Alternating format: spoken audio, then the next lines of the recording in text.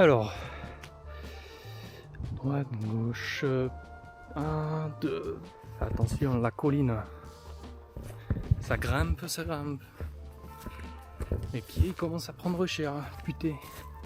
J'ai mis la Adidas, mais pied, putain, je suis debout 8 heures par jour. T'es un con, même en marchant, ça me fait mal.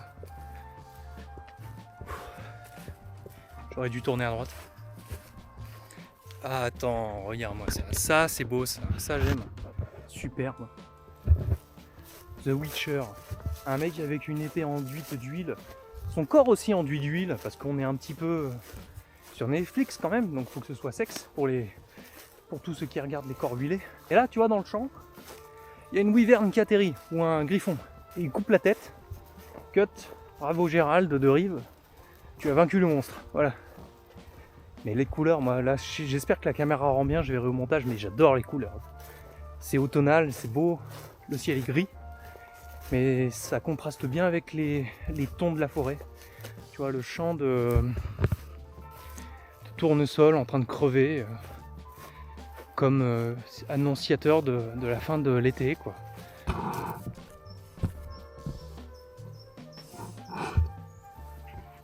Pas terrible, hein, comme journée toi aussi. Hein. Semaine de merde un peu, non?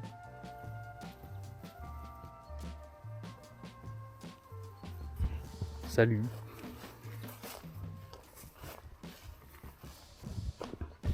Et salut les meilleurs, c'est Corit. Alors on se retrouve aujourd'hui en forêt pour mon premier vlog aussi, parce qu'après avoir vu le vlog de Seb et de Loïc et la petite capsule de Michael, qui m'a forcé la main aujourd'hui à aller acheter une micro SD pour ma caméra, j'ai décidé d'y aller. Ça fait 1 heure que je marche et que je filme, et que je boucle en fait, que j'arrive pas à développer une idée de manière synthétique. Mais sur le premier rush que j'ai fait là de 30 minutes, il y a 2 choses qui sont ressorties. Pourquoi on ressent des fois le besoin de se filmer et de partager, même pour rien dire. Et une deuxième chose, toute ma réflexion que j'ai développée sur le retour au silence. Le silence qu'on s'impose soi-même. Et tu vois, la première question que je me suis posée en lançant la caméra, c'est oui, mais je n'ai rien à dire en fait. Je me demande même si ce besoin de filmer, c'est pas une expression de mon ego. Tu vois, un besoin de dire j'existe aux yeux du monde, enfin, via internet en tout cas. J'ai plutôt tendance à à rester à l'arrière, à me planquer, à être dans l'ombre et à attendre plutôt mon tour à l'abri des problèmes. Mais je sais pas, il y a un truc dans l'ambiance en ce moment, dans le pays, il y a du monde. Je passe par la forêt. Ouais, le poids. Et ouais, je disais, vloguer pour vloguer quoi. Faire une sorte de journal perso. Pour faire un suivi de ce que je fais dans ma semaine. En fait, je me demande même si je serais pas dans une quête de la normalité. Ce qui est paradoxal parce que se filmer comme je fais, si tu vois ça de l'extérieur, c'est pas normal. Mais je commence à me dire que c'est assez immature et adolescent de chercher à être différent. Que quelque part, en fait, c'est très difficile finalement d'être dans le normal. Ce qu'on entend par normal, c'est-à-dire être dans la masse. Ça veut dire être moyen, quoi. Assumer d'être moyen. Et quelque part, c'est en assumant d'être peut-être pas si spécial que ça qu'on le devient. Puisque, étant donné qu'on s'enlève la contrainte de vouloir exister à tout prix en faisant de la merde, et ben on se dit, bah tant pis. Ouais, ce que je fais, c'est peut-être pas intéressant, et je m'en bats les couilles. Parce que j'aime ce que je fais. Peut-être que filmer, c'est pas intéressant, comme je le fais là, le vlog. Bah, j'aime bien, moi, filmer. Pour rien dire, c'est sympa.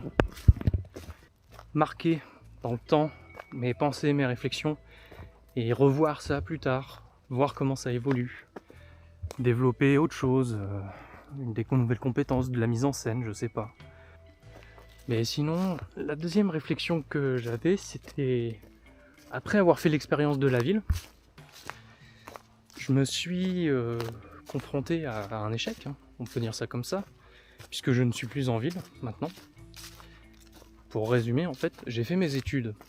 J'ai eu une opportunité d'emploi qui s'est proposée peu de temps après la fin de mes études. Entre temps, j'ai fait un peu de Uber Eats à vélo. que j'avais pas de scooter. Et j'ai eu mon CDD qui s'est transformé en CDI. Et puis là, tu démarres. Là, tu vois, tu fais 1 an, 2 ans. Au bout de 5 ans, il se passe quelque chose dans ta vie personnelle, professionnelle qui fait que tu craques et que tu te dis j'arrête et tu pars. Parce que tu arrives en ville, tu es jeune, t'as la testo qui monte. Tu dis je veux réussir, je vais être quelqu'un. On en revient au premier point que je disais au début du vlog. L'envie et la volonté d'être différent. Je veux être quelqu'un mais pas comme les autres. En fait tu te casses la gueule. Parce que si moi j'avais pas les codes, j'ai pas grandi en ville. Donc déjà ça partait mal en fait. L'environnement, je déteste le béton, je déteste l'environnement. Si j'ai pas accès, c'est pas que j'aime pas la ville, mais si tu me dis que pour aller dans la nature, il faut que je fasse plus de 20 minutes et pas à pied ou à vélo, je vais être triste. En fait, je vais commencer à déprimer. Parce que en fait, la ville, ça m'angoisse. Tu vois rien à l'horizon. Il n'y a pas d'horizon. Il n'y a pas l'odeur de la nature. Ça pue la pisse. Et tu n'es personne. Mais tu n'es pas personne dans la normalité. Tu es personne dans l'annihilation de l'être. T'es même plus un humain en fait. T'as l'impression. Moi, j'avais l'impression à force de ne plus être quelque chose, ni même quelqu'un, et d'être juste un numéro parmi tant d'autres. Habitant, numéro, tac tac tac. Et je me suis barré et en fait je suis en train de me redécouvrir aussi. De faire mon introspection, de faire le bilan de ces 5 ans, qui était sur certains points très intéressants et sur d'autres catastrophiques. En repassant en fait à la campagne, slash un peu ville, tu vois c'est un peu entre les deux, et ben je redécouvre des trucs. L'odeur des sous-bois, le calme, le silence. Et en fait, avec ce calme ambiant, tu vois, les gens sont moins stressés globalement. Je redécouvre aussi quelque chose dans lequel j'étais assez doué, pas par choix, quand j'étais au collège et au lycée, mais par exclusion sociale plus, parce que j'étais trop attardé pour comprendre les codes de discussion de base, quoi. J'ai dû apprendre un peu à la dure. Tu vois, j'aurais eu le bouquin Comment se faire des amis à l'époque, j'aurais pu m'en sortir. Et je serais très différent aujourd'hui au niveau social. J'aurais plus d'amis, je pense. Bref. Mais le silence ambiant, tiens, je refilme un peu là le champ. Le silence ambiant de la nature m'a permis de redécouvrir en fait ce skills, cette compétence que j'avais qui était l'écoute active de l'autre. Et en fait, c'est tout simple, hein, ça consiste à dire, à verbaliser ou non. Quand quelqu'un te parle, je t'écoute. Je ne te jugerai pas et je ne te dirai pas quoi faire. Mais je suis là pour écouter.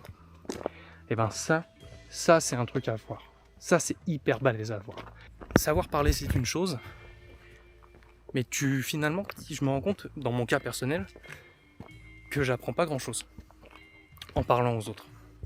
Là où j'en apprends le plus, du moins, là où je récupère le plus d'informations qui peuvent me servir pour influencer en bien ou en mal les gens autour de moi, ça va être dans l'écoute pure. Et ça, je le redécouvre aussi avec mon taf actuel. Parce que j'ai pas besoin de parler pour faire mon taf, en fait. On me jugera pas en mal pour ne pas vouloir être social. Puisque je ne suis pas payé pour parler. Puisque je suis trop monotache pour me permettre de parler et faire un truc en même temps.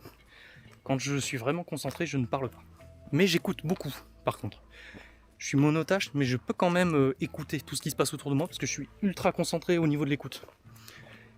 C'est-à-dire que ça c'est un truc qui vient de la ville aussi je pense, c'est qu'à force d'entendre les gens se faire agresser, entendre des bruits, d'avoir l'angoisse de qu'il t'arrive un truc, tu regardes partout autour de toi et tu écoutes tout ce qui se passe autour de toi.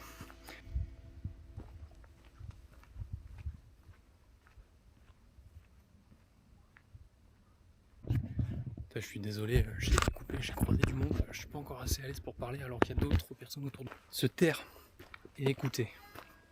Parce que quand tu es en ville et que tu te fais presque agresser ou que tu entends des gens se faire presque agresser ou rigoler en se disant au secours, tu développes une certaine sensibilité au niveau de l'ouïe. Mais du coup, je redécouvre aussi que l'écoute des autres te donne beaucoup d'informations sur ce qu'il se passe dans leur vie et ça te permet en fait de tout connaître. Et c'est hyper balèze. Du coup, ça c'est le paradoxe que beaucoup connaissent, en ne parlant pas, tu deviens un meilleur interlocuteur. Puisque les gens adorent parler de leur vie, ce qui est normal, et ben en te taisant et juste en étant dans l'écoute active de ce qui se passe, tu deviens le meilleur interlocuteur possible. En one-one, bien sûr, quand tu es en solo, en discussion avec une personne. Mais quand tu es en groupe, mais que tu n'as pas besoin d'être hyper actif socialement dans le groupe, écouter, c'est une bonne chose parce que ça permet de choper les informations clés. Et finalement, ça revient assez vite quand tu n'as plus l'habitude et que tu passais ton temps à parler avant. Ça te permet de rechoper les informations clés qui te permettent ensuite de rebondir facilement. Alors c'est peut-être sûrement une généralité ce que je dis, hein. Plein de gens doivent connaître. Mais le dire, ça fait du bien de le rappeler. Je pense que ça fait partie des choses. Il faut pas avoir peur de faire des redites.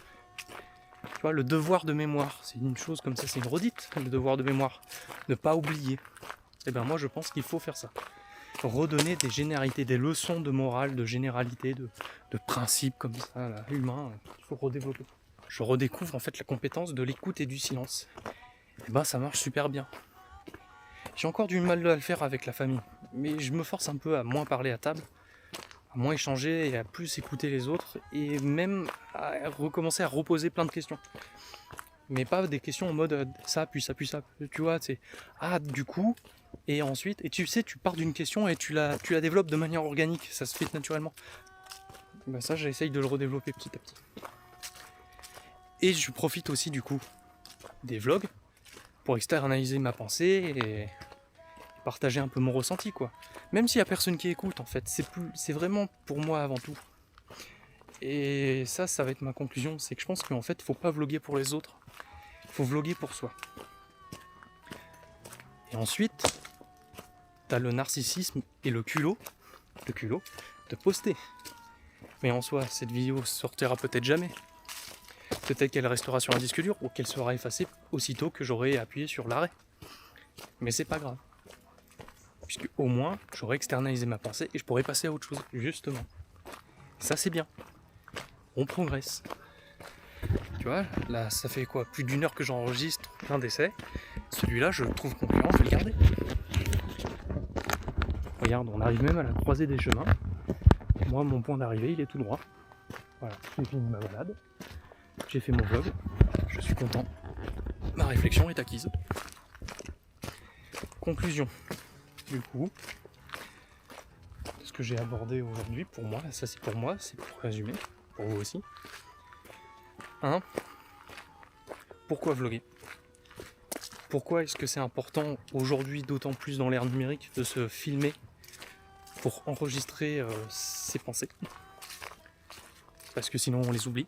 Et ça permet aussi d'externaliser des choses qui nous travaillent, de tenter de trouver des pistes de réflexion. Et moi, du coup, ma piste de réflexion pour le prochain vlog, c'est en fait de parler pour parler, tout simplement. Et peut-être de partir dans une quête de la normalité. Une deuxième conclusion, sur le deuxième point, le silence. Petit 1.